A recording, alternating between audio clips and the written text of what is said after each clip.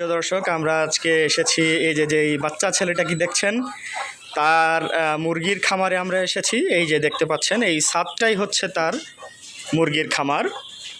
এই যে পাশে দেখতে পাচ্ছেন আমাদের ভাগিনা আব্দুল্লাহ, সেও বলা যায় যে কবুতর বিশারদ। ঠিক আছে, তার এখন অনেকগুলো কবুতর রয়েছে।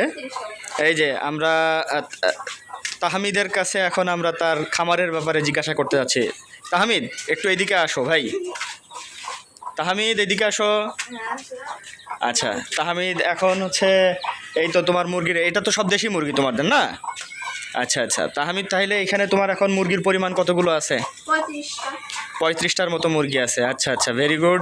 তো তাহমিদ, তুমি এইখানে মুরগি শুরু করছিলা কয়টা মুরগি দিয়ে?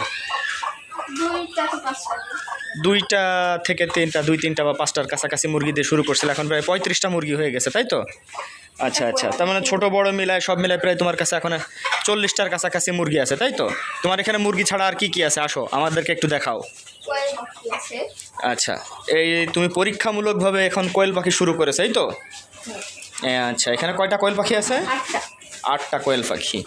আচ্ছা, আর 2টা কবুতর, তার মানে কোয়েল পাখি কবুতর এগুলো হচ্ছে যে তুমি পরীক্ষামূলকভাবে শুরু করেছো। এই কবুতর কি হচ্ছে,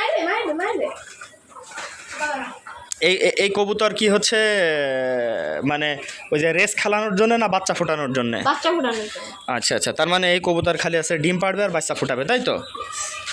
ভেরি গুড। তাহলে এখন তোমার এই যে এই খামার থেকে প্রত্যেক দিন কি পরিমাণ ডিম তুমি পাচ্ছ? গড়ে প্রতিদিন 7টা মতো ডিম পাচ্ছি। 7টা? আরও বেশি হয় মনে হয়, মাঝে মধ্যে 10টা এরকম হয়, তাই তো? যাক, তাহলে তো অনেক ভালো। মোটামুটি 7টা-10টা করে ডিম পাচ্ছ। ডিমের দাম তো এখন মনে হয় 15 টাকা করে পিস, বাসা থেকে এসেই নিয়ে যাই। বাজারে এখন 16-17 টাকা করে পিস, কিন্তু আমরা বিক্রি করি 15 টাকা করে, এখানে বাসা থেকেই নিয়ে যাই। হ্যাঁ, এটা অবশ্য খুব ভালো। তোমার মতো একটা পিচ্চি ছেলে, এখন তুমি কোন ক্লাসে পড়তেছো? ক্লাস 6-এ। ক্লাস 6-এ উঠে তুমি একটা সফল মুরগি খামারি হয়ে গেছো, এটা তো অনেকের কাছে স্বপ্নের মতো লাগে, তাই না? আচ্ছা, তাহলে তোমার মুরগি তো বিক্রি করার মতো হয়েছে, তাই না? তাই না, বিক্রি করা হয়েছে। আচ্ছা আচ্ছা আচ্ছা, মামারাও এখান থেকে দেশি মুরগি, একদম নিরাপদ মুরগিটা এখান থেকে নিয়ে যায়, তাই তো? আচ্ছা আচ্ছা, খুবই ভালো। তাহলে তোমার ভবিষ্যৎ পরিকল্পনা কি আমাদেরকে একটু জানাও।